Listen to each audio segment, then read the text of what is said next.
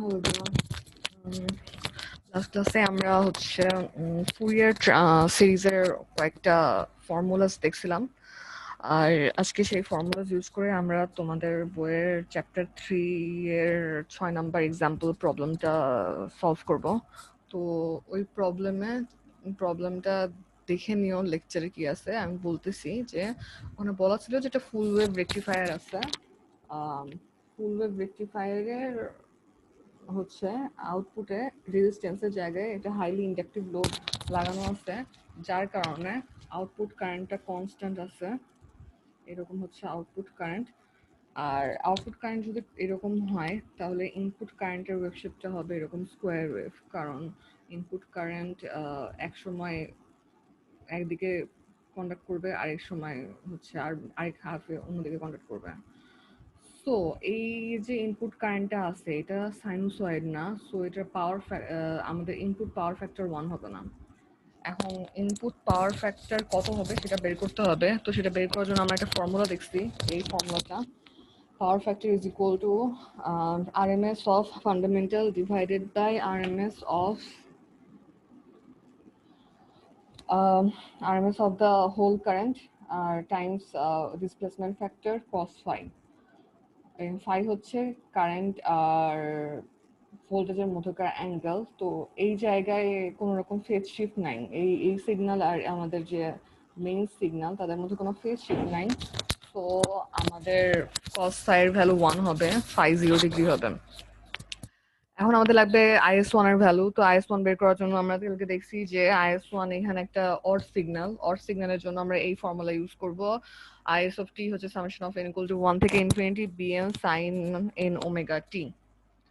এখন bn এর value আমরা এই ফর্মুলা থেকে পাবো। এটা হচ্ছে 1/t/4 ইন্টিগ্রেশন 0 থেকে t/2 IS of t sin n omega t d omega t। এখন এখানে এই যে এই আইনের জন্য আমাদের পিরিয়ড হচ্ছে, যেহেতু আমরা থিটার রেসপেক্টে করতেছি 2 পাই, আর তাহলে আমি এখানে পিরিয়ডের ভ্যালু বসাই দিলাম 4/2 পাই হবে। আর আই এ যেহেতু কনস্ট্যান্ট, আই এ আমাদের আচ্ছা আইএস অফ টি ভ্যালু, হ্যাঁ আইএস অফ টি হচ্ছে কনস্ট্যান্ট 0 থেকে পাই পর্যন্ত আমরা হচ্ছে ইন্টিগ্রেশন করব, কারণ এখানে 0 থেকে t/2 পর্যন্ত সূত্রে আছে। তো 0 থেকে পাই পর্যন্ত ইন্টিগ্রেট করব। 0 থেকে পাই পর্যন্ত কারেন্টের ভ্যালু হচ্ছে আই এ। তো আই এ আমি হচ্ছে ভিতরে না লিখে বাইরে বাইরে বের করে আনছি। আর তাহলে বাকি থাকে হচ্ছে sine of n omega t d omega t. তো আমাদের যে সাইন এন ওমেগা টিকে ইন্টিগ্রেট করতে হবে, যেটাকে ইন্টিগ্রেট করলে minus cosine of n omega t by n এই জিনিসটা আসে। এটার ইন্টিগ্রেশনের লিমিট হবে হচ্ছে 0 থেকে পাই পর্যন্ত, কারণ 0 থেকে t/2 ছিল। এখন এই ভ্যালু দুটো বসাই দিলে আমাদের এখানে আসবে হচ্ছে 1 মাইনাস কোসাইন অফ n পাই, আর এই পাশে আসছে হচ্ছে 2ia বাই n পাই। তো এই ইন্টিগ্রেশন বুঝতে সূত্র তো হচ্ছে ফুরিয়ার সিরিজ থেকে বুঝবা, আর ইন্টিগ্রেশন না বোঝার কিছু নাই। এটা তো হচ্ছে ইন্টারের জিনিস। আর কোনো সূত্র ভুলে থাকলে এগুলো আবার তোমাদের পাওয়ার ইলেকট্রনিক্স বইয়ে এগুলো সামনে না পিছনে অনেকগুলো ইন্টিগ্রেশনের সূত্র দেওয়া আছে, ওগুলো দেখে নিও। অ্যাপেন্ডিক্স দেখো, অনেক কিছু আছে। আচ্ছা, এখন হচ্ছে আমাকে এই পুরো জিনিসের ভ্যালু বের করতে হবে। এটার হচ্ছে দুই এন এর ভ্যালুর উপর ডিপেন্ড করে এটার ভ্যালু আমরা বের করব। তো ফার্স্টে যদি আমাদের আচ্ছা আমি এটা লিখলাম যে যদি ধরো n ইকুয়াল টু 0 তো হবে না, 2 4 6 এইরকম যদি ভ্যালু হয়, তাহলে কোসাইন অফ 2 পাই এর ভ্যালু হচ্ছে 1, কোসাইন অফ 4 পাই এর ভ্যালু 1, কোসাইন অফ ইভেন পাই এর ভ্যালু হচ্ছে 1। তাহলে 1 আর 1 কাটাকাটি চলে যাবে, তাহলে এই পুরো জিনিসটা 0 হয়ে যাবে এবং আমাদের এই bn এর ভ্যালু আসবে 0। তার মানে ইভেন ভ্যালুর জন্য n এর ভ্যালু যদি ইভেন হয় তাহলে bn হবে 0। আর যদি n ইকুয়াল টু 1 3 5 এরকম হয়, তাহলে এখানে n ইকুয়াল টু 1 বসালে হবে কোসাইন অফ পাই, এরকম আসবে 1 মাইনাস কোসাইন অফ পাই। আর কস পাই এর ভ্যালু হচ্ছে -1, তাহলে 1 মাইনাস -1 ইকুয়াল টু 2 হবে। এটা কস পাই এর জন্য হোক আর কস 3 পাই 5 পাই সব কিছুর জন্য এই জিনিসটা 2 আসবে। সো আমাদের এখানে আসবে হচ্ছে 2ia বাই n পাই আছে, তার সাথে আমাদের এখানে 2 গুণ হবে, তাহলে আসবে 4ia বাই n পাই। এটা না বুঝলে বলো। এখানে হচ্ছে আমি জাস্ট n এর ভ্যালুটা বসাইছি, n এর ভ্যালু বসাই দেখছি যে এটা অলওয়েজ cos n পাই -1 হবে, তাহলে এই পুরো জিনিসটা 2 হবে, 2 এর সাথে গুণ হয়ে 4i বাই n পাই। তো এটাই হচ্ছে আমাদের বিএন বা কোএফিশিয়েন্ট। এটা এখন আমরা ফর্মুলাতে বসাবো। ফর্মুলাতে বসালে হবে IS of t is equal to 4IA by pi, আমি n কে লিখলাম না, 4IA by pi summation of n equal to 1 থেকে infinity n sin of n omega t equal to 4IA by pi। এখন আচ্ছা এর নিচে হবে, সরি উপরে হবে না কারণ এখানে এর নিচে ছিল। আচ্ছা তাহলে n এর ভ্যালু যদি 1 হয় তাহলে হচ্ছে sin ওমেগা টি প্লাস 3 হলে sin 3 omega t by 3 plus sin 5 omega t by 5 plus এভাবে চলতে থাকবে ইনফাইনাইট পর্যন্ত। তো এটা হচ্ছে আমাদের কারেন্টের ফুরিয়ার সিরিজ, ইনপুট কারেন্টের ফুরিয়ার সিরিজ। এখন এখান থেকে কি লাগবে, এখান থেকে আমাদের লাগবে হচ্ছে ফান্ডামেন্টালের আরএমএস বের করতে যাচ্ছি। আর ফান্ডামেন্টাল যেহেতু সাইনুসয়েড, তাহলে আমাকে ফান্ডামেন্টালের পিক ভ্যালু বের করলেই হচ্ছে। তো কারণ হচ্ছে IS1 is equal to IS1 peak divided by √2, normal sinusoidal ওয়েভের মতো। আর IS1 এর ম্যাগনিটিউড বা পিক যেটাই বলো ওটা হচ্ছে 4IA বাই পাই, কারণ ফান্ডামেন্টালের সাথে আর কোনো কোএফিশিয়েন্ট নাই, তাহলে 4IA বাই পাই বাই √2 এটা হচ্ছে আমাদের ফান্ডামেন্টালের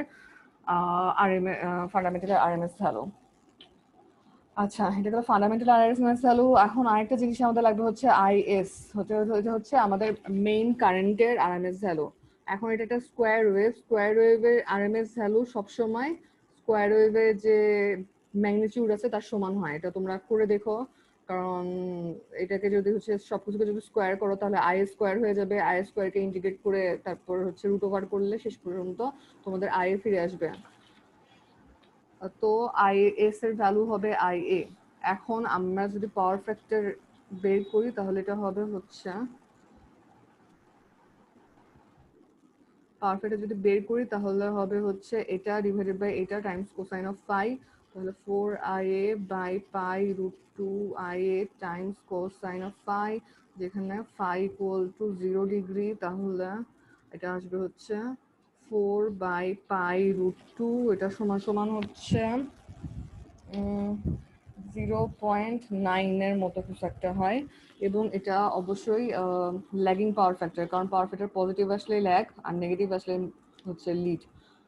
তো এটা হচ্ছে আমাদের power factor for square wave input current. এইরকম তোমাদের অন্যরকম ওয়েবশেপের জন্য এই পাওয়ার ফ্যাক্টর এরকম বের করতে বলতে পারে। আরেকটা যেটা লাগবে সেটা হচ্ছে টোটাল হারমোনিক ডিস্টরশন। আমি বলছিলাম যে এই টোটাল হারমোনিক ডিস্টরশন অনেকে আসে, তো পরীক্ষা দেখা যাচ্ছে ইনপুট পাওয়ার ফ্যাক্টর না বলে শুধুমাত্র টোটাল হারমোনিক ডিস্টরশন বের করতে বলতেছে। তো এটা সূত্র ছিল হচ্ছে √IS1 by IS whole square -1। তাহলে এখানে হবে হচ্ছে, আচ্ছা IS1 বাই IS তো একটু বের করছি, ভুল লিখছি, IS বাই IS1 হবে। আচ্ছা এটা একটু ঠিক করে নিও, এখানে উপরে IS হবে, IS এর পরে আবার 0 মনে করো না, IS এর পরে কিছুই নেই এটা, আর নিচে IS1 হবে, ভুল লিখছিলাম। তাহলে IS বাই IS1 কত হবে? IS বাই IS1 হবে হচ্ছে এটার উল্টা, তো এটার উল্টা হচ্ছে পাই √2 বাই 4 হোল স্কোয়ার -1, এটা হবে হচ্ছে 0.4843 ইকুয়াল টু 48.4%। এটা হচ্ছে আমাদের harmonic factor or total harmonic ডিস্টোরশন। তো আমাদের দেখতেছো অলমোস্ট 50% হচ্ছে ডিস্টোরশন আছে, মানে আমাদের অনেক খারাপ অবস্থা। তো যত মানে এটা বেসিক্যালি বোঝাচ্ছে যে আমাদের টোটাল পাওয়ারের 48% হারমোনিক গুলা ক্যারি করতেছে। তো এটা একটু সমস্যা এই আমাদের কি, যদি হচ্ছে লোডটা ইন্ডাকটিভ হয়। আর আমরা দেখছিলাম যে লোড যদি রেজিস্ট্যান্স থাকে তাহলে পাওয়ার ফ্যাক্টর 1 হয়। তো এখানে লোডের উপর ডিপেন্ড করে পাওয়ার ফ্যাক্টর ভ্যারি করতেছে। আচ্ছা, তাহলে আমাদের ওই প্রবলেমটা গেল। এখন আমরা আসবো হচ্ছে ফুল ওয়েভ কন্ট্রোল রেকটিফায়ারে। আমরা এতক্ষণ করলাম ফুল ওয়েভ আনকন্ট্রোল রেকটিফায়ার, যেখানে এই এই ডিভাইসগুলো ছিল হচ্ছে ডায়োড। তো ডায়োডের turn off turn on control করা যায় না, টার্ন অন কন্ট্রোল করা যায় না বেসিক্যালি। তো এই কারণে হচ্ছে এই কন্ট্রোল সার্কিটে ডায়োডকে এসিআই দিয়ে রিপ্লেস করা হয়েছে, সিমিলারলি নাম্বারিং করা হয়েছে। তো এই সার্কিট সবই সেম হবে, শুধুমাত্র আমাদের গেট পালস গুলো লাগবে। এখন এটা মনে করো সোর্স, আর গেট পালস হচ্ছে এটা ডায়োডের নাম্বারিংটা তো বলছিলাম যে এরকম করে নাম্বারিং করবো সবসময় 1 3 4 6। আচ্ছা, এখন গেট পালসে কি হবে, পজিটিভ হাফে আমরা 1 আর 6-কে ফায়ার করব। তো হচ্ছে এটা মনে করো আমাদের 0 থেকে আলফা অ্যাঙ্গেল পরে, আলফা হচ্ছে ফায়ারিং অ্যাঙ্গেল, হচ্ছে 1 আর 6 এই দুইটা 1 6-কে ফায়ার করা হচ্ছে প্রত্যেকটা 0 থেকে আলফা অ্যাঙ্গেল পরে, তারপর হচ্ছে 2 5 থেকে আলফা অ্যাঙ্গেল পরে। মানে যখনই পজিটিভ হাফগুলো আসবে তখন হচ্ছে 1 আর 6 ফায়ার হবে, আর যখন নেগেটিভ হাফগুলো আসবে তখন 3 আর 4 ফায়ার হবে। সো পজিটিভ হাফে আমাদের ভোল্টেজ, আমাদের কারেন্টটা এই 1 হয়ে আউটপুট হয়ে 6 হয়ে সোর্সে ফিরে আসবে। এগুলা ওই হ্যাঁ আনকন্ট্রোলড দেখানো হয়েছে, তো আমি অত ডিটেলস দিয়ে বললাম না। আর নেগেটিভ হাফে যখন হচ্ছে এগুলা এটা ফায়ার হবে, তখন আমাদের কারেন্টটা হচ্ছে নেগেটিভ পজিটিভ থাকবে তখন এই দিকে, নিচের দিকে পজিটিভ থাকবে। তো 3 হয়ে আউটপুট হয়ে 4 হয়ে আমাদের এই সোর্সে ফিরে আসবে। ঠিক আছে? তো পজিটিভ হাফে 1 6, নেগেটিভ হাফে 3 4। এখন আউটপুট কিরকম হবে, আউটপুট হচ্ছে আমাদের নর্মালি হওয়ার কথা ছিল এরকম, নর্মালি হচ্ছে ফুল ওয়েভে নর্মালি এরকম হয়। তো কন্ট্রোল হলে আমরা কখন টার্ন অন হচ্ছে সেটা কন্ট্রোল করতে পারবো। তো এই কারণে আমাদের যখনই আমাদের এই কি কি বলা, এই গেটের পালসটা পাচ্ছি, সেই সময় থেকে আমাদের কন্ডাকশন স্টার্ট হবে, এবং তখন থেকে আমাদের আউটপুটটা ইনপুটকে ফলো করবে। তো এই জন্য সামনের কিছুটা অংশ কেটে গেছে। তো এখানে দেখতে পারতেছো আলফা যদি 0 ডিগ্রি হয় তাহলে আমরা এই ওয়েভশেপটাই পাবো। আলফা 0 ডিগ্রি হইলে কন্ট্রোল রেকটিফায়ার আর আনকন্ট্রোল রেকটিফায়ারের ওয়েভশেপ সেম হবে। বাট আলফা যদি পাই হয় তাহলে কিন্তু আউটপুট 0 আসবে। আলফা মানে এই ফায়ার যদি তুমি একদম হচ্ছে 180 ডিগ্রিতে যে করো তাহলে কোনো লাভ হবে না, তাহলে আউটপুটে কোনো ওয়েভশেপই পাবো না। আর আই আউটপুট হচ্ছে ভি আউটপুটকে আর দিয়ে ভাগ করলে তো যা পাবো তো সেম ওয়েভশেপ থাকবে। আর আই ইন হচ্ছে সেমই, জাস্ট হচ্ছে আমাদের নেগেটিভ হাফ সাইকেলে কারেন্টটা উল্টো দিকে ফ্লো করতেছে, কারণ ইনপুট কারেন্ট এক সময় মানে পজিটিভ দিকে ফ্লো করে আবার নেগেটিভ দিকে ফ্লো করে, তো মানে সাইনোসয়েডাল হয় আর কি। ওকে। আর হচ্ছে হ্যাঁ দেখো যে ইনপুট কারেন্টের অনেক অনেক অংশগুলো কেটে গেছে, কারণ কি কিছু সময় এই যে এই টাইমটা যেখানে দেখতেছো যে, অথবা ধরো এই যে আলফা শুরু থেকে আলফা পর্যন্ত আমাদের প্রথমত ফার্স্ট অফ অল 3 আর 4 রিভার্স ব্যাস হবে, কারণ সোর্স হচ্ছে এখানে প্লাস, তো 3 আর 4 দুটোই রিভার্স ব্যাস থাকবে, এবং এই সময় 1 আর 6 এর যে কন্ডাক্ট করার কথা তারাও আবার কন্ডাক্ট করবে না, কারণ তাদেরকে অন করা হয় নাই। তো এই কারণে আমাদের শুরু থেকে আলফা অ্যাঙ্গেল পর্যন্ত কোনো রকম ইনপুট কারেন্ট থাকবে না, এবং আলফা অ্যাঙ্গেলের পর থেকে ইনপুট কারেন্ট পাওয়া যাবে। তো বেসিক্যালি সার্কিটটা অফ থাকবে। তো এটার ভালো দিক হচ্ছে যে এখানে পাওয়ার কনজাম্পশন হবে না। আর একটা জিনিস হচ্ছে যে এখানে আমরা কন্ট্রোল করতে পারতেছি আউটপুট ভোল্টেজের ভ্যালুটা। তো এই জন্য আর কি কন্ট্রোল রেকটিফায়ার ভালো। এখন আমরা অ্যাজ ইউজুয়াল যা করি, এই কন্ট্রোল রেকটিফায়ারের জন্য অ্যাভারেজ ভোল্টেজ, অ্যাভারেজ কারেন্ট এগুলা বের করবো।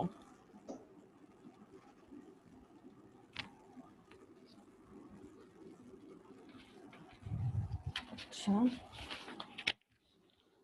আমি জাস্ট সূত্রগুলো লিখতেছি, তোমরা পাশে নিজেরা বের করবা, এগুলা সব সেম। তো আউটপুট ভোল্টেজের অ্যাভারেজ ভ্যালু কত হবে, আমরা হচ্ছে আলফা থেকে পাই পর্যন্ত। তো এখানে দেখতেছো যে এটার পিরিয়ড হচ্ছে পাই, কারণ হচ্ছে প্রতি পাই সাইকেল পর পর এটা রিপিট করে। তো 1/পাই আলফা থেকে পাই, ভি আউটপুট হচ্ছে VM sign theta d theta. ঠিক আছে? হ্যাঁ। আচ্ছা, এটাকে যদি ইন্টিগ্রেট করো তাহলে পাবা হচ্ছে ভিএম বাই পাই, আর সাইন থিটাকে আলফা থেকে পাই পর্যন্ত ইন্টিগ্রেট করতে হবে, তাহলে আসবে হচ্ছে 1 প্লাস কোসাইন অফ আলফা। এটা করে নিও, সাইন ইন্টিগ্রেট করলে মাইনাস কস আসবে ওখান থেকে, হ্যান ত্যান ওগুলো করে নিও। তো এটা হচ্ছে ভি আউটপুট অ্যাভারেজ, আর আই আউটপুট অ্যাভারেজ হবে হচ্ছে আই এম বাই পাই। আমি এখানে ভ্যালুগুলো লিখে রাখছি। এই যে পিক ভ্যালু হচ্ছে ভিএম, এটারও পিক ভ্যালু হচ্ছে ভিএম, আর কারেন্টের পিক ভ্যালু হচ্ছে আইএম। এগুলো লিখলাম না, এগুলো হচ্ছে সবসময় মনে রাখবা যে কার পিক ভ্যালু কাকে কি বলতেছি। এটা হবে 1 প্লাস কোসাইন অফ আলফা। আর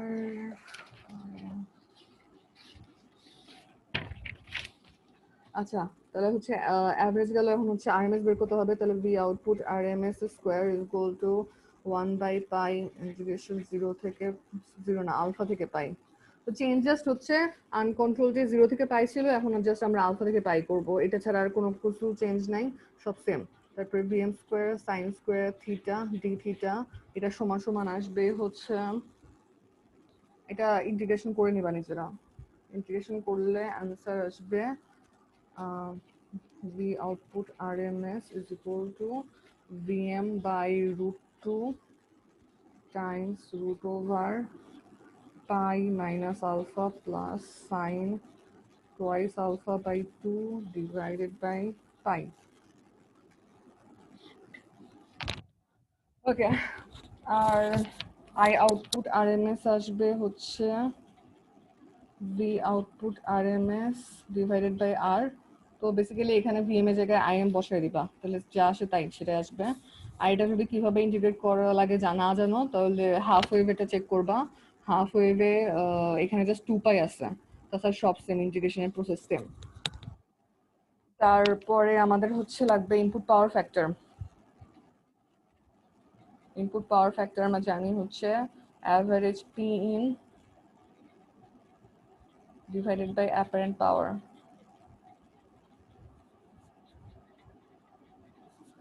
আর হচ্ছে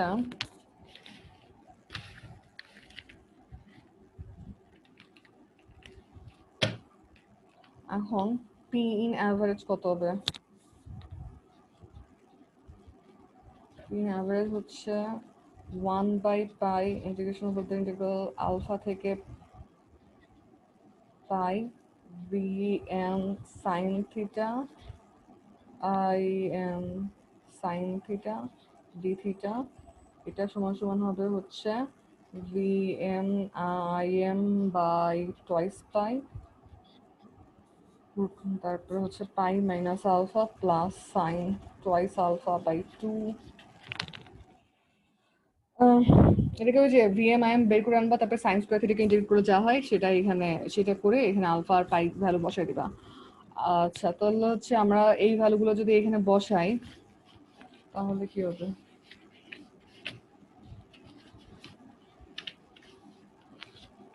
আচ্ছা, আর অ্যাপারেন্ট পাওয়ার কত? অ্যাপারেন্ট পাওয়ার হচ্ছে V in RMS Times I in RMS. V RMS হচ্ছে ভি হচ্ছে আমাদের সাইনোসয়েডাল আছে, এই যে এটা হচ্ছে সোর্স ভোল্টেজ, এটা সাইনোসয়েডালি আছে। তো এর আরএমএস হবে হচ্ছে ভিএম বাই রুট 2, আর I in RMS. I in RMS, এটা দেখো যে আই আউটপুট আর আই ইন সমান না, কিন্তু তুমি যদি আরএমএস ভ্যালু নাও তাহলে এটা বের করে তোমরা হচ্ছে এটা করতে পারো। 1/2 পাই, 1/2 পাই পিরিয়ড দিবা, তারপরে হচ্ছে একবার আলফা থেকে পাই পর্যন্ত করবা, আর তারপর হচ্ছে পাই প্লাস আলফা থেকে টোয়াইস পাই পর্যন্ত, মানে 2 ভাগে ভাগ করে ইন্টিগ্রেশন করবা। তো এইটা আর এটা ওয়েভ ফর্ম দেখেই বুঝতে পারতেছো যে এদের আরএমএস ভ্যালুটা সমান হবে, কারণ আরএমএস ক্যালকুলেট করার সময় আমরা নেগেটিভ পোর্শনকে স্কোয়ার করে ফেলি। সো আলটিমেটলি দুটার স্কোয়ার সেমই হবে, কারণ দুটা সেম জিনিস, শুধু এখানে নেগেটিভ আছে। তো আই ইন আরএমএস যেটা বলতে চাচ্ছি আর কি, যে আই ইন আরএমএস, যদিও আই ইন আর আই আউটপুট সমান না, কিন্তু আই ইন আরএমএস আর আই আউটপুট আরএমএস সমান। এই বিষয়টা খেয়াল করো, আবার পরীক্ষায় লিখো না যে আই ইন আর আই আউটপুট সমান, আমি কিন্তু সেটা বলতেছি না। এদের অ্যাভারেজ ভ্যালু সমান হবে না। যেমন এটার অ্যাভারেজ ভ্যালু হয়তো কিছুটা থাকবে। ম্যাডাম এখানে 2 পাই পর্যন্ত ইন্টিগ্রেট করতে হবে নাকি 2 পাই মাইনাস আলফা পর্যন্ত ইন্টিগ্রেট করতে হবে? 2 পাই পর্যন্ত ইন্টিগ্রেট করতে হবে। যদি এই আইএন এর আরএমএস বের করতে চাও 2 পাই, যে এই পর্যন্ত হচ্ছে 2 পাই, এখানে তো 2 পাই না। তো এটা ধরো যদি পাই হয়, এটা এই পয়েন্টটা হচ্ছে পাই প্লাস আলফা, তারপরে এখানে আবার 2 পাই আছে। তো 2 পিরিয়ড তো 2 পাই পর্যন্ত ইন্টিগ্রেট করবা। লিমিটগুলো হচ্ছে ঠিক মানে ভ্যালুগুলো আছে হচ্ছে পাই প্লাস আলফা থেকে এটা 2 পাই, আর এটা আছে হচ্ছে আলফা থেকে পাই পর্যন্ত। ওকে, তো এটা যদি ভ্যালু এখানে লিখি তাহলে আইন আরএমএস এর ভ্যালু থেকে বের করছি। হয়ে গেছে। আচ্ছা, আই আউটপুট আরএমএস এর ভ্যালু হবে হচ্ছে আই এম বাই √2 ইন্টু √ওভার pi minus alpha plus sine twice alpha by 2 divided by pi. এটা ঠিক মতো লিখে নিও। আমি কি লিখছি, আই এম বাই √2, মানে এই যে এটা ভি আউটপুট আরএমএস যেটা, এখানে ভিএম এর জায়গায় আই এম বসাইছি। ঠিক আছে, এগুলা এটা আবার রেজিট বোঝা যাচ্ছে না, একটু ঠিক মতো লিখে নিও। তো আলটিমেটলি আমাদের পাওয়ার ফ্যাক্টরের ভ্যালু আসবে, আমি আর হচ্ছে এখানে সূত্র বসাইলাম না, এই যে এটা এখানে আমি হচ্ছে ভ্যালুগুলো বসাই দিচ্ছি। তো ভ্যালুগুলো বসালে তোমরা কাটাকাটি করবা, কাটাকাটি করলে ভ্যালু আসবে √ওভার pi minus alpha plus sine twice alpha by 2 divided by pi. এটা হচ্ছে আমাদের পাওয়ার ফ্যাক্টরের ভ্যালু। √2 কি চলে যায়? হ্যাঁ, এখানে √2 আছে, এই √2 আছে, 2 2 কেটে যাবে, এখানে 2 আছে, তাই কেটে যাবে। তো এই জন্য জাস্ট এর ভিতরে পাই আছে, এখানে পাই আছে। হ্যাঁ, ঠিক আছে। তো সূত্রে হচ্ছে ফর্মুলায় তোমার যা যা যতগুলো ভ্যালু লিখছি সবগুলো বসাই দিবা, আর তাহলে এই পাওয়ার ফ্যাক্টরের ভ্যালু পাবা। ওকে, তাহলে আমাদের এখানে হচ্ছে কন্ট্রোল রেকটিফায়ারের অ্যানালাইসিস গেল। এখন যেটা লাগবে সেটা হচ্ছে আমাদের ফুল ওয়েভ রেকটিফায়ারের ক্যাপাসিটার ফিল্টারের আউটপুটে যদি ক্যাপাসিটার থাকে তাহলে কি হবে। আমি এটা বেশি বলবো না, কারণ তোমরা ক্যাপাসিটারের কাজ জানো। এইটা তোমরা হচ্ছে ইলেকট্রনিক্সে করে আসছো। ক্যাপাসিটার থাকলে কি হয়, ক্যাপাসিটার থাকলে আউটপুটের রিপলটা কমে আসে। তো বেসিক্যালি আমাদের যে এতক্ষণ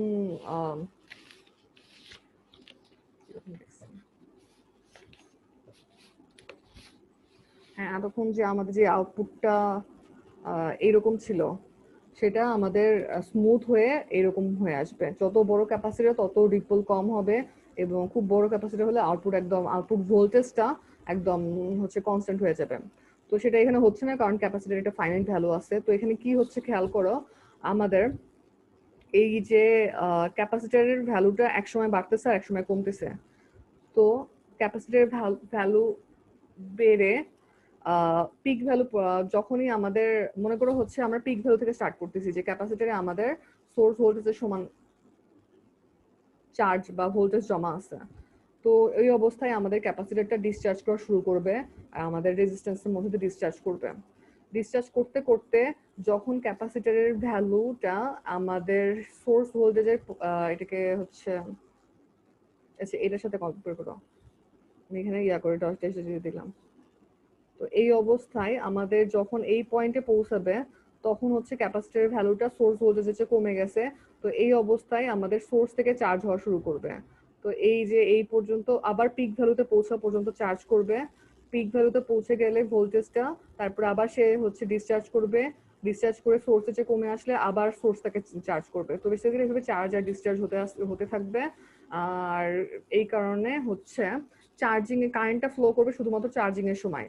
যতক্ষণ পর্যন্ত ক্যাপাসিটরের ভোল্টেজটা বাড়তেছে ততক্ষণ পর্যন্ত ক্যাপাসিটর ইনপুট থেকে চার্জ নিচ্ছে। তো ততক্ষণ পর্যন্ত আমাদের কারেন্ট ফ্লো করবে।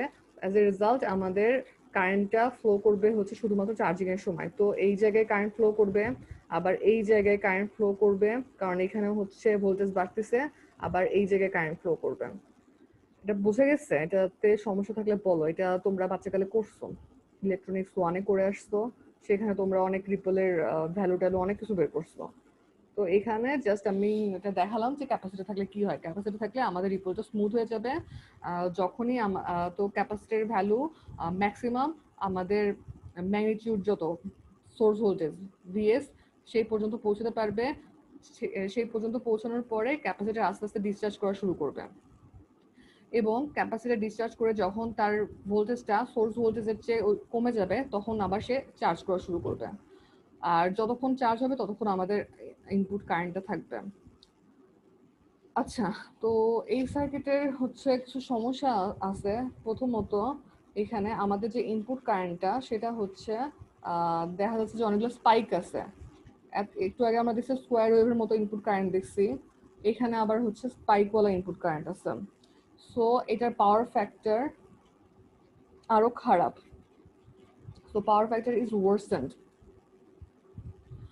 আর দেখা যাচ্ছে যে মানে ইনপুট কারেন্ট অনেক বেশি ডিসকন্টিনিউয়াস এবং সাইনুসয়েডাল, যদিও সে হচ্ছে পিরিয়ডিক, তার পিরিয়ড হচ্ছে কত 2 পাই হবে পিরিয়ড, কিন্তু সে সাইনুসয়েডালের ধারে কাছেও নাই, এটা ডেল্টা সিগন্যালের মতো অনেকটা।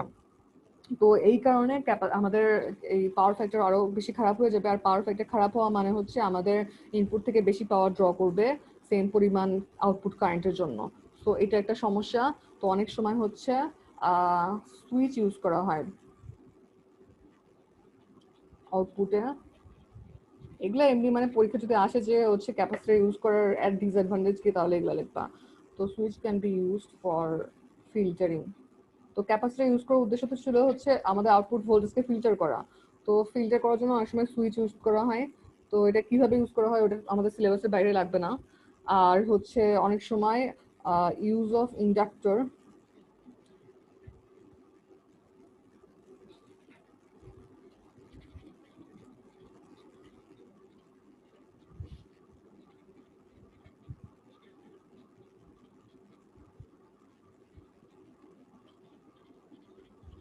তো দেখা যায় যে অনেক সময় আমাদের ইনপুট একটা ইন্ডাক্টর লাগাই দিবে, আর ইন্ডাক্টর কাজ কি, ইন্ডাক্টরের কাজ হচ্ছে এই কারেন্টের চেঞ্জকে বাধা দেওয়া। তো তখন কারেন্টে এত বেশি ভ্যারিয়েশন থাকবে না, কারেন্টটা অনেকটা স্মুথ হয়ে যাবে। তো ইনপুট সার্কিটে ইন্ডাক্টর ইউজ করেও আমাদের পাওয়ার ফ্যাক্টরকে ইমপ্রুভ করা যায়। তো এই দুটা হচ্ছে মানে এগুলো হচ্ছে লিমিটেশন অথবা এই লিমিটেশনের সলিউশন। ওকে, তো এটা গেল। এখন নেক্সট জিনিস আমাদের যেটা দেখতে হবে সেটা হচ্ছে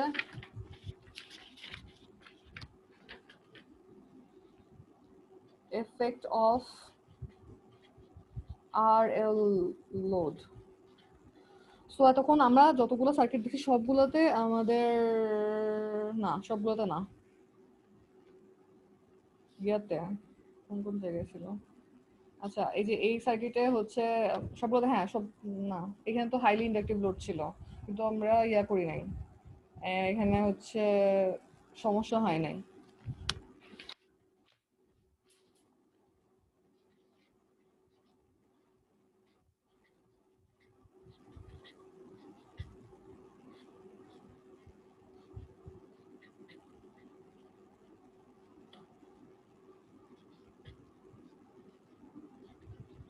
আচ্ছা অনেক সমস্যা হয় নাই কেন সেটা এখন হচ্ছে বলতেছি।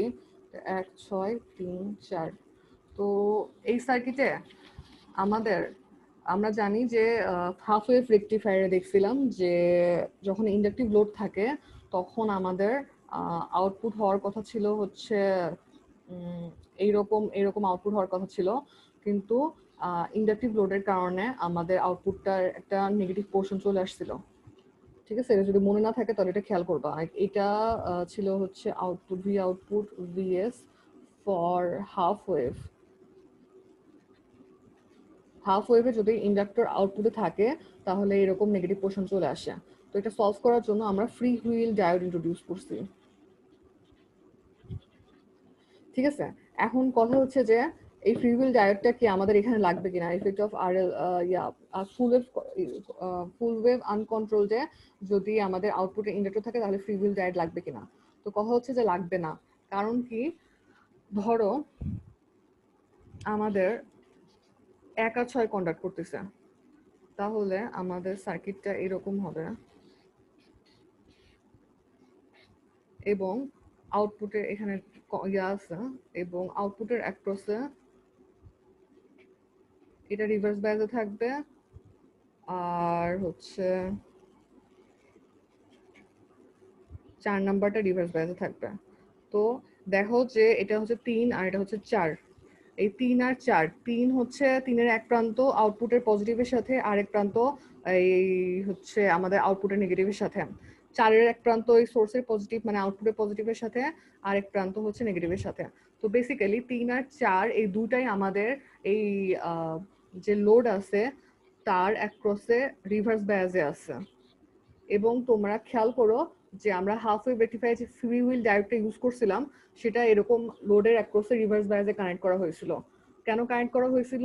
যাতে করে এই নেগেটিভ পোর্শনের জন্য যে কারেন্টটা নেগেটিভ পোর্শন যে কারেন্টের কারণে হচ্ছে, সেই কারেন্টটা যেন আমাদের এই ফ্রি হুইল ডায়োডের মধ্যে দিয়ে ফ্লো করে। তো বেসিক্যালি কথা হচ্ছে যে আমরা নেগেটিভ পোর্শনটা প্রিভেন্ট করার জন্য লোডের অ্যাক্রসে একটা রিভার্স বায়াসে ডায়োড কানেক্ট করছিলাম। এখন আমাদের এই যে ফুল ওয়েভ আনকন্ট্রোল রেকটিফায়ার আছে, তাতে অলরেডি আমাদের লোডের অ্যাক্রসে দুইটা রিভার্স বায়াস ডায়োড আছে, 3 আর 4, যেগুলা আমাদের সার্কিটের জন্যই আগে থেকে এক্সিস্টিং ছিল। এবং সেম সিচুয়েশন হবে যখন 3 আর 4 কন্ডাক্ট করবে। তো এই অবস্থায় যখন 3 আর 4 কন্ডাক্ট করবে, তখন আমাদের 1 আর 6 হচ্ছে রিভার্স বায়াসে থাকবে আউটপুটের অ্যাক্রসে। সো আমাদের 1 আর 6 কন্ডাক্ট করার সময় 3 আর 4 ফ্রি হুইল ডায়োড হিসেবে কাজ করে, ঠিক আছে? এবং ভাইস ভার্সা, যখন 3 আর 4 কন্ডাক্ট করে তখন 1 আর 6 ফ্রি হুইল ডায়োড হিসেবে কাজ করে। কারণ কি? কারণ আমি বললাম যে এই সার্কিট থেকে দেখা যাচ্ছে যে এই ডায়োডটা আউটপুট অ্যাক্রসে রিভার্স বায়াসে আছে, যেটা কিনা আমাদের ফ্রি হুইল ডায়োডের কনফিগারেশনের মতো। সো এই কারণে আমাদের আনকন্ট্রোল রেকটিফায়ারে আলাদা করে ফ্রি হুইল ডায়োড দিতে হয় না, এমনিতেই কোনো রকম নেগেটিভ পোর্শন আমরা পাবো না, ঠিক আছে? এই ব্যাপারটা মনে রাখবা যে আনকন্ট্রোল রেকটিফায়ারে ফ্রি হুইল ডায়োড আলাদা করে, আনকন্ট্রোল ফুল ওয়েভ রেকটিফায়ারে ফ্রি হুইল ডায়োড দিতে হচ্ছে না, এটা শুধুমাত্র ফর আনকন্ট্রোলড, ঠিক আছে? আনকন্ট্রোল রেকটিফায়ারে ফ্রি হুইল ডায়োড দিতে হচ্ছে না, বাট কন্ট্রোল রেকটিফায়ারে কি হবে?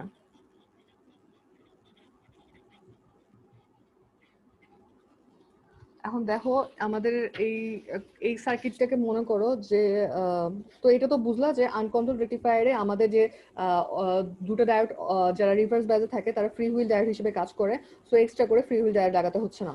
কিন্তু কন্ট্রোল রেকটিফায়ারের সমস্যা আছে যে, আচ্ছা আমি একটা সার্কিট আঁকে দাঁড়াও।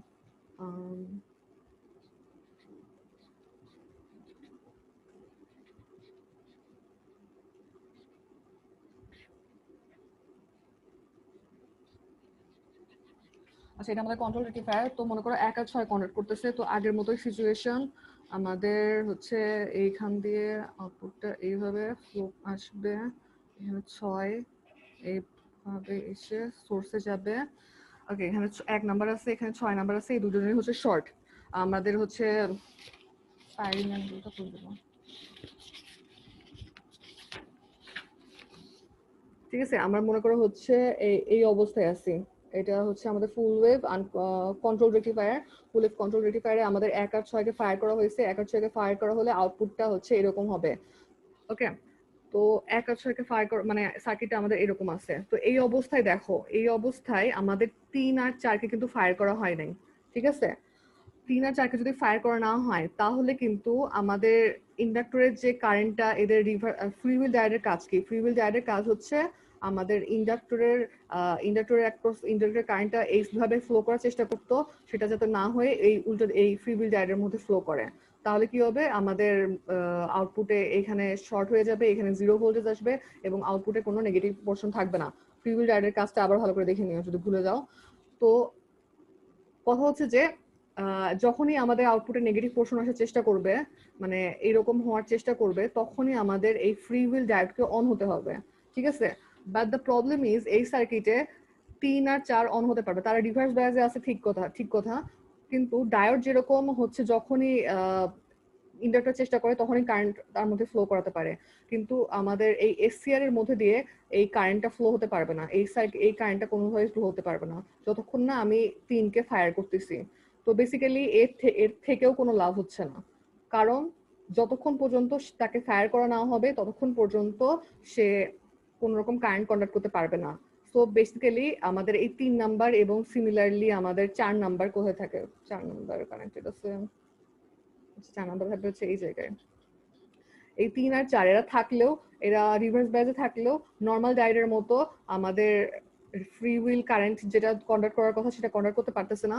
So can't conduct current without firing. So এই কারণে আমাদের কন্ট্রোল রেকটিফায়ারে 3 আর 4 ফ্রি হুইল ডায়োড হিসেবে কাজ করবে না। আর যদি ফিল্ড ডায়াবেটিস হিসেবে কাজ না করে তাহলে আমাদের ইন্ডাকটিভ লোডের জন্য এরকম নেগেটিভ পোর্শন থাকবে। তো বেসিক্যালি আমাদের এই যে যদি পরীক্ষায় আউটপুট আঁকাতে বলে এখানে যে দেখতেছো যে জিরোতে শেষ হয়েছে রেজিস্টিভ লোডের জন্য, এটাকে আরো এক্সটেন্ড করে দিতে হবে। ওকে, তো আমাদের আউটপুটটা আসবে হচ্ছে এই রকম।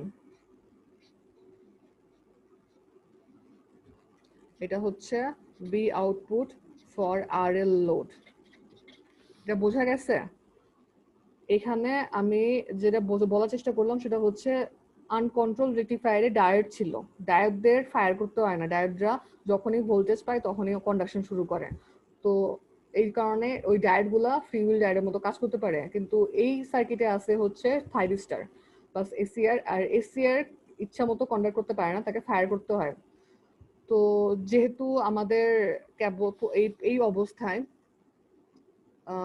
ধরো এই যে হ্যাঁ, এই প্রথম যখন এই অবস্থায় শুধুমাত্র 1 আর 6 কে ফায়ার করা হয়েছে এবং এইখানে যে 3 আর 4 কে ফায়ার করা হচ্ছে, এর আগ পর্যন্ত আমাদের 3 আর 4 এর কন্ডাক্ট করার কোনো ক্ষমতা নাই। অ্যাজ এ রেজাল্ট আমাদের আরএল লোডের ক্ষেত্রে নেগেটিভ পোর্শনটা আসবে। আর নেগেটিভ পোর্শন কেন আসবে এটা ওই হাফ ওয়েভ রেকটিফায়ারের সময় এক্সপ্লেন করছিলাম। ট্রানজিয়েন্ট কারেন্টের কারণে কারেন্ট ল্যাগ করে, ওসব থেকে আমাদের নেগেটিভ পোর্শন আসে। সো কন্ট্রোল রেকটিফায়ারে নেগেটিভ পোর্শন থাকবে। এটা হলো আমাদের control rectifier with RL load. তো পরীক্ষায় আসতে পারে যে কন্ট্রোল আর আনকন্ট্রোল রেকটিফায়ারে আরএল লোডের এফেক্ট কি, অথবা কন্ট্রোল রেকটিফায়ারের জন্যই আসতে পারে রেজিস্টিভ আর আরএল লোড দুইটার জন্য ওয়েভ শেপ আঁকাও। তো তখন এগুলো আঁকতে হবে। আর এই জিনিসটা যদি না বুঝে থাকো তাহলে আগের ক্লাসের লেকচারটা দেখে নিও, কারণ সামনে 3 ফেজ এখন শুরু করবো আমি। 3 ফেজ অল্প একটু পরে দিব। তো 3 ফেজ রেকটিফায়ার আরো অনেক বেশি কঠিন। 3 ফেজ রেকটিফায়ারে এই কন্ট্রোল আনকন্ট্রোল তোমাদের বই অনেক বেশি এগুলো আছে। তো এই জন্য আরএল লোডের এফেক্টটা ভালো করে দেখতে হবে। ওকে, আমি এখন শুরু করবো 3 ফেজ। আমাদের ফুল ওয়েভ রেকটিফায়ার শেষ, সিঙ্গেল ফেজ। এখন পড়বো 3 phase uncontrolled half wave rectifier. Ma'am এটা কোন বই থেকে পড়বো? তোমাদের আনকন্ট্রোল গুলা এগুলো আছে চ্যাপ্টার 3-এ, আর কন্ট্রোল গুলা আছে হচ্ছে চ্যাপ্টার 10-এ। তো আমি প্রত্যেকটাতে তো কন্ট্রোল আর আনকন্ট্রোল একসাথে পড়াচ্ছি, সো তোমাদের একটু মানে ব্যাক অ্যান্ড ফোর্থ করতে হবে। তো কোনটা হচ্ছে চ্যাপ্টার 3-এ আছে, কোনটা চ্যাপ্টার 10-এ আছে। চ্যাপ্টার 10 থেকে আমি অনেক কিছু পড়াবো। এই এখন যেগুলো পড়াচ্ছি ম্যাক্সিমামই হচ্ছে চ্যাপ্টার 10-এ পাবা। আর যদি দেখো যে বইয়ের কোনো কিছু পড়াইনি তাহলে সেটা পড়বা না। আমি যা পড়াচ্ছি সেটা যদি পাও তাহলে পড়বা, আর যদি না পাও তাহলে তো লেকচার পড়বা। কিন্তু বইয়ে যদি অনেক কিছু এক্সট্রা আছে ওগুলা পড়ার দরকার নেই, ওগুলো পড়লে মাথা খারাপ হয়ে যাবে। আচ্ছা, আমেরিকা হারুনুর রশিদ। হ্যাঁ, আমি যে নীল বই দেখাইছি ওই বইটাই। এখন থেকে আমরা মানে ওই বইটাই ফলো করবো শেষ পর্যন্ত বেসিক্যালি।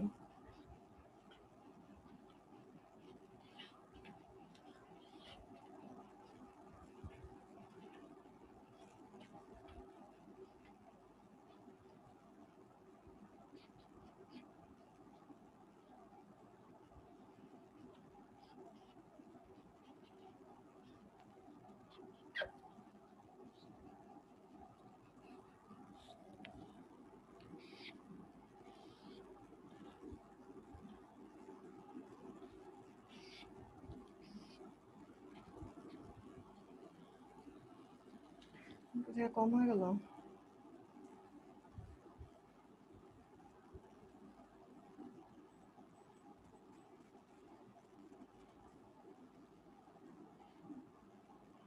আমি আগাই নি, তারপর বলতেছি কি হচ্ছে, ঠিক আছে? একটু ওয়েট করো।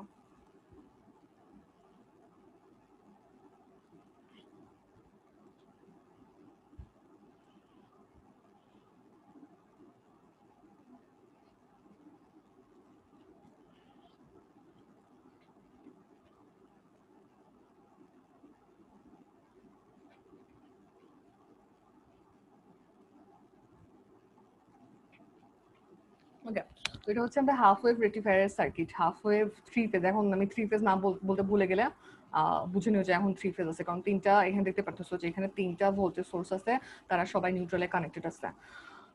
সো এখানে এ বি সি তিনটা ফেজ আছে এবং প্রত্যেকটা ফেজের সাথে একটা করে ডাইরেক্ট কানেক্ট করা আছে। আর এখানে হচ্ছে আমাদের আউটপুট পাবো হচ্ছে এই রেজিস্টারের অ্যাক্রসে। রেজিস্টারটা এই পয়েন্ট থেকে আমাদের নিউট্রাল পয়েন্টের মধ্যে কানেক্টেড আছে। এখন এই সার্কিটে কি হয় দেখো। তো ফার্স্টে মনে করো আচ্ছা, এখন এখানে আমি হচ্ছে আঁকাইছি, এই তিনটা ফেজের প্লট আঁকাইছি। আমরা এখানে ফেজ ভোল্টেজ নিয়ে কাজ করতেছি। তো ফেজ ভোল্টেজে তিনটা প্লট আঁকাইছি, প্রত্যেকটা হচ্ছে 120 ডিগ্রি। ভিএএন ভিবিএন কে 120 ডিগ্রি লিড করবে আর ভিসিএন কে 240 ডিগ্রি লিড করবে। তো প্লটগুলো আঁকাইলে দেখবা আচ্ছা, আমি যেভাবে প্লট আঁকাইছি তোমরা ওভাবে আঁকাতে পারো। আর তোমরা যদি আমার ওভাবে আঁকালে সুবিধা হয় ওই ট্রায়াঙ্গল আঁকাই নিয়ে। আর যদি অন্যভাবে আঁকাতে পারো তাহলে তো হলেই। তো এখানে হচ্ছে 60 ডিগ্রি আর এখানে হচ্ছে 120 ডিগ্রি। এই জায়গায় হচ্ছে 180 ডিগ্রি। 180 ডিগ্রিতে যে ভিএএন 0 হয়েছে, তারপরে হচ্ছে 240 ডিগ্রি। তো বেসিক্যালি প্রত্যেকটা পয়েন্ট এইটুকু প্রত্যেকটা ইন্টারভাল হচ্ছে 60 ডিগ্রি করে। ওকে, কিছু বোঝা যাচ্ছে না মনে হয়, লেখা একটু বুঝে নিও যে এগুলো 60 ডিগ্রি করে লিখছি, 60 ডিগ্রি লিখছি। পরের দিন পেন চেঞ্জ করবো না।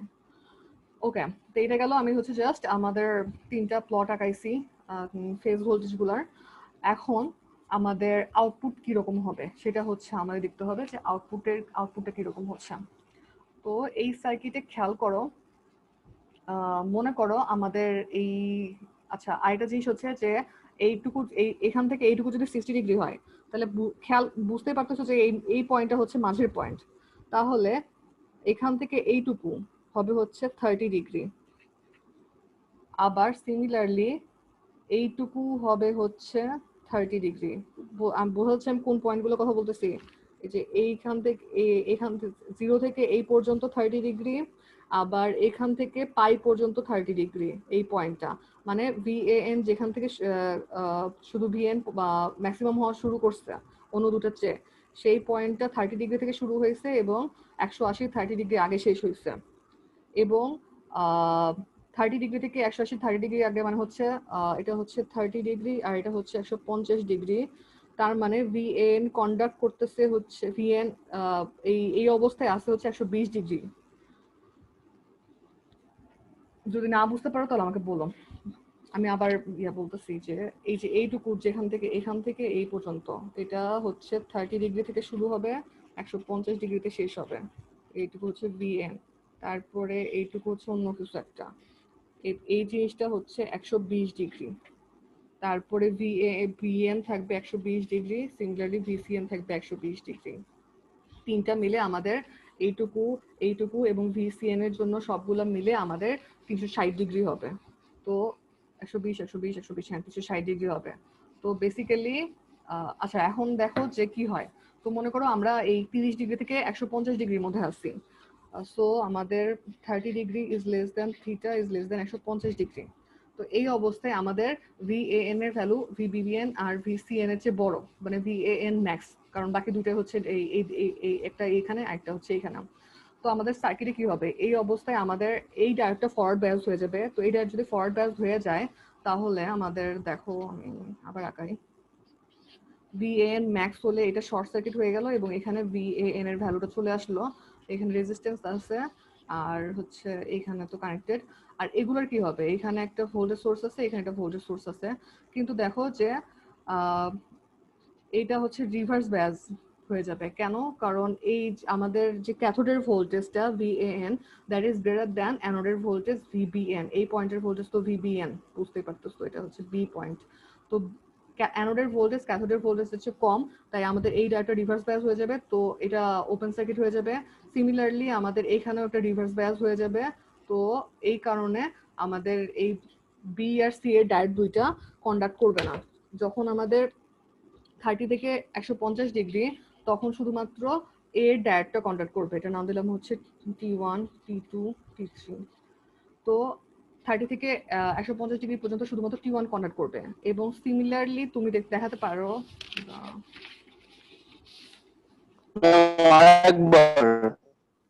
হ্যাঁ বলতেছি। আচ্ছা তোমার কোন জায়গায় সমস্যা এটা বলো, আমি আচ্ছা সার্কিটটা আঁকাবো আবার।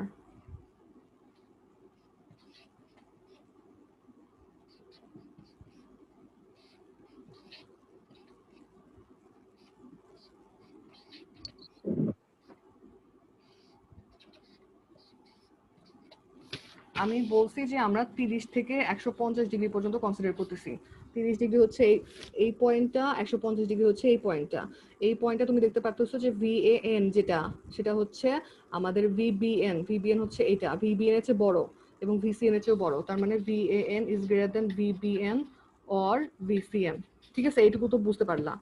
তো আমাদের VAN যদি সবচেয়ে বড় হয়, আমাদের এই ডায়োডটা ফরওয়ার্ড বায়াস হয়ে যাবে। এটার নাম হচ্ছে T1। তো T1 ফরওয়ার্ড বায়াস হয়ে গেলে এটা শর্ট সার্কিট হয়ে যাবে এবং এখানে VAN চলে আসবে। এগুলো যেহেতু শর্ট, এখানেও VAN থাকবে। তো আউটপুটের অ্যাক্রসে VAN পাবা। এখন এগুলো কি হচ্ছে, এই ডায়োডগুলো ধরো এখানে VBN আছে আর এখানে VCN আছে আর এখানে VAN আছে, এখানে VAN আছে এবং ডায়োডগুলো এই বরাবর। এখন দেখো যে এটা হচ্ছে ডায়োডের ক্যাথোডে VAN আছে আর হচ্ছে অ্যানোডে VBN আছে। ক্যাথোডের ভোল্টেজ কি গ্রেটার দ্যান অ্যানোডের ভোল্টেজ, তাহলে ও হ্যাঁ, তোমাদের আমি ক্লাস শেষ করতেছি। ক্যাথোডের ভোল্টেজ ইজ গ্রেটার দ্যান অ্যানোডের ভোল্টেজ। তো এই কারণে এই ডায়োড আর এইখানে যেটা থাকবে, এই দুটো ডায়োডই রিভার্স বায়াস হয়ে যাবে। তো শুধুমাত্র এই অবস্থায় আমাদের T1 যেটা, সেটা কন্ডাক্ট করবে। আচ্ছা, আমি এটার আউটপুটটা নেক্সট ক্লাসে দেখাই দিব না। আচ্ছা, আমি ড্র করে দিই, কারণ না হলে আবার সমস্যা হতে পারে। আমি এখানে ড্র করে দিচ্ছি, আর পরের ক্লাসে আমি এটা আবার এক্সপ্লেন করবো না। তো এইরকম হবে হচ্ছে আউটপুটের ওয়েভ শেপ। যখন 30 থেকে 150 পর্যন্ত যে ম্যাক্সিমাম, সে হচ্ছে কন্ডাক্ট করবে বেসিক্যালি, এটাই হচ্ছে কথা। তো 30 থেকে 150 পর্যন্ত VN ম্যাক্স, তো সে কন্ডাক্ট করবে। আউটপুটে VAN আসবে, তারপরে VBN আসবে, তারপরে VCN আসবে। এইভাবে এটা কন্ডাক্ট করতে থাকবে এবং শুধুমাত্র পজিটিভ হাফে কন্ডাক্ট হয়, তাই এর নাম হচ্ছে half wave rectifier. Sorry, half wave, হ্যাঁ, three phase half wave rectifier. আর এটাই ঠিক আছে। তো আজকে ক্লাস শেষ করে, তোমাদের যেহেতু ক্লাস আছে, আমি এটা আবার নেক্সট ক্লাসে একটু এক্সপ্লেন করবো না, যদি কারো সমস্যা থাকে। আচ্ছা, ঠিক আছে, ক্লাস শেষ করলাম।